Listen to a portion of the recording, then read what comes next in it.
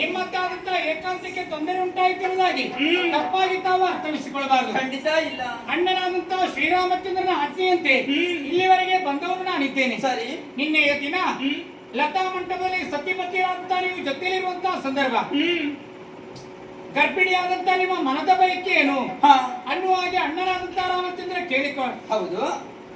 ಕಾಡಿಗೆ ಹೋಗ್ಬೇಕು, ಋಷಿಮುನಿಗಳ ಪಾದ ಸೇವೆಯನ್ನು ಮಾಡಬೇಕು, ಕೆಲವು ದಿನಗಳ ಕಾಲ ಕಾಡಿನಲ್ಲಿ ಇದ್ದು ಬರಬೇಕು ಕೇಳಿಕೊಂಡೆ. ಮನದ ಅಪೇಕ್ಷೆಯನ್ನು ನೀವು ಕೇಳಿಕೊಂಡ್ರಂತೆ. ಕೆಲವೇ